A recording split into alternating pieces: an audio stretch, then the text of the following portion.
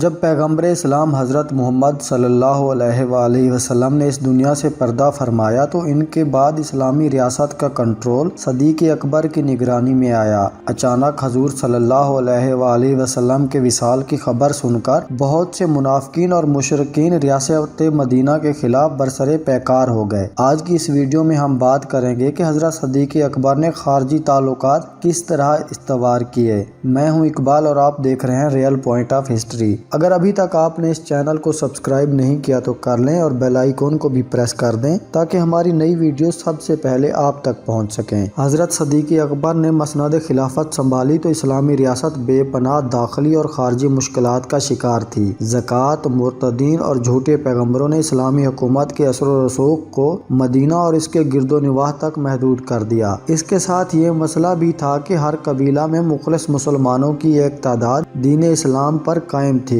جس کو مرتدین تحت تیگ کرنے پر تلے ہوئے تھے اور ان کی حفاظت کی ذمہ داری اسلامی حکومت کی تھی۔ ان داخلی مشکلات کے ساتھ دونوں بڑی طاقتیں اس نئی حکومت کو مٹانے کے درپے تھیں۔ انہی حالات پر تبصرہ کرتے ہوئے حضرت عبداللہ بن مسعود رضی اللہ تعالیٰ عنہ نے کہا تھا کہ حضرت صلی اللہ علیہ وآلہ وسلم کی وفات کے بعد ہم مسلمانوں کو ایسے حالات سے واسطہ پڑا کہ اللہ تعالیٰ نے ابو بکر صدیق کو ہمیں عطا کر کے ہم پر احسان نہ کرتا تو ہم ہلاک ہو جاتے۔ صدیق اکبر نے مشکل ترین حالات کے باوجود مضبوط خارجہ پالیسی اختیار کی جس کی بنیاد پر توکل اللہ اور اطاعت رسول پر رکھی گئی۔ آپ نے بڑی سے بڑی طاقت سے مرعوب ہونے سے انکار کر دیا اور اللہ کے توکل پر اصولی فیصلے کیے۔ ان کے دور کا پہلا لشکر اسامہ کی روانگی سے متعلق تھا جس کے بارے میں ان کا موقف رسول صلی اللہ علیہ وآلہ وسلم کی اطاعت کے جذبے پر مبنی تھا، لیکن داخلی حالات اور خارجہ پالیسی پر اس کے اثرات مثبت تھے۔ آپ کا یہ اعلان تھا کہ قسم ہے اس ذات کی جس کے قبضے میں میری جان ہے، اگر مدینہ اس طرح خالی ہو جائے کہ میں اکیلا رہ جاؤں اور درندے مجھے جھنجھوڑ کر کھا جائیں تو بھی میں اسامہ کو حضرت صلی اللہ علیہ وآلہ وسلم کے حکم کے مطابق روانہ کر کے رہوں گا۔ یہ میں نہیں رکھتا تھا کہ آپ پسپائی قبول کرنے کو تیار نہیں تھے۔ حضرت عمر نے مانعین زکوٰۃ کے ساتھ نرم رویہ اختیار کرنے کا مشورہ دیا تو آپ نے نہایت سختی سے فرمایا، یہ کیا تم جاہلیت میں تو بڑے زبردست تھے، اب بزدل بن گئے ہو۔ القصہ ابو بکر صدیق کی خارجہ پالیسی مضبوط تھی اور اس کی بنیاد حقیقت پر تھی کہ دنیا کی بڑی سے بڑی طاقت رب کریم سے بڑی نہیں ہو سکتی اور ہمیں رسول صلی اللہ علیہ وآلہ وسلم کے دیے ہوئے احکامات کو واپس لینے کے بارے میں سوچنا بھی نہیں چاہیے۔ خارجہ پالیسی کے بارے میں دوسری بات جو ابھر کر سامنے آئی تھی کہ حضرت صدیق اکبر معاملات کا فیصلہ فاروق اعظم کے مشورے سے کرتے تھے۔ لشکر اسامہ میں سے حضرت فاروق کو قائد لشکر سے اجازت لے کر مدینے میں روکنا اسی سبب سے تھا۔ جناب فاروق دور جاہلیت میں بھی خارجہ تعلقات کے ماہر تھے۔ گفت و شنید، معاہدات اور معاملات کے مختلف پہلوؤں پر نظر رکھنا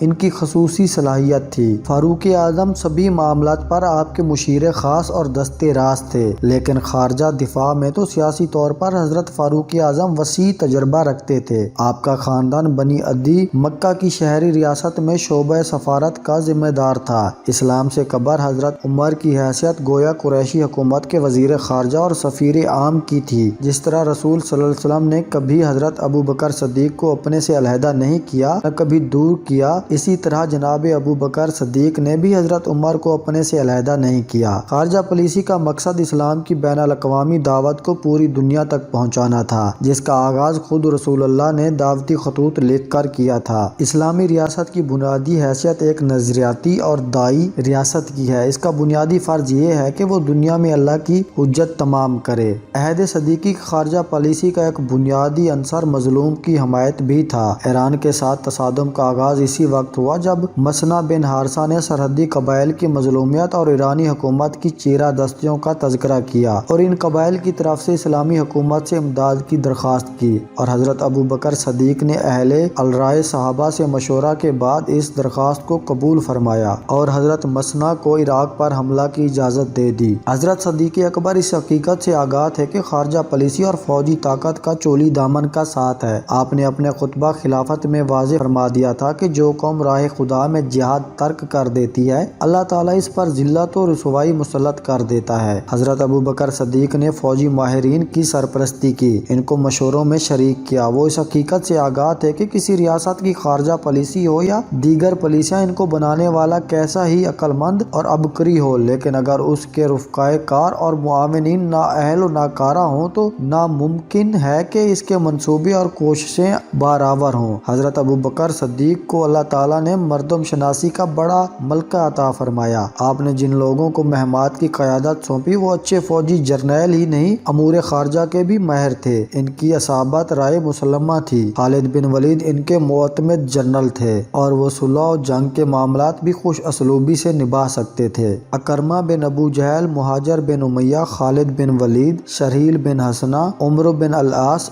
اور دیگر جرنیل صرف فوجی جرنیل ہی نہیں تھے، بہت اچھے منظم بھی تھے اور معاملات کو سمجھ کر نازک ترین مواقع پر اصابت رائے کا ثبوت دیتے۔ امین الملت ابو عبیدہ بن جراح، جن کو مہمات شام میں سپریم کمانڈر مقرر کیا گیا تھا، وہ جوہر قابل ہیں، جن کے بارے میں حضرت عمر بن خطاب نے اپنے آخری وقت میں فرمایا تھا کہ اگر آج وہ زندہ ہوتے تو میں خلافت بہت اطمینان سے ان کے حوالے کر دیتا۔ یہ کمانڈر جس علاقہ کو فتح کرتے وہاں اسلام کا معاشرتی اور معاشی نظام فوری طور پر نافذ کر دیتے تھے، جس کا نتیجہ یہ تھا کہ ایک عام آدمی بھی یہ محسوس کرتا تھا کہ صرف حکومت ہی نہیں بدلی، اسے دنیا کے خداؤں سے بھی نجات مل گئی ہے۔ کیوں اسلامی لشکروں کے سربراہ صرف فاتحین ہی نہیں تھے، نئے انقلاب کے داعی بھی تھے جو لوگوں کے دلوں کو فتح کر لیتے تھے اور ان کے مسائل حل کر کے انہیں اسلام قبول کرنے کی طرف راغب کرتے تھے۔ صدیق اکبر کی خارجہ پالیسی میں فہم و فراست کے عنصر کا اندازہ آپ ان کی ہدایات سے بھی کر سکتے ہیں جو آپ نے دوسری حکومت کے سفیروں کے بارے میں جاری کی۔ آپ نے لکھا کہ سفیر کا ہمیشہ احترام کرو اور اس کو اچھی جگہ عزت سے ٹھہراؤ، چاہے وہ دشمن ملک کا ہی کیوں نہ ہو۔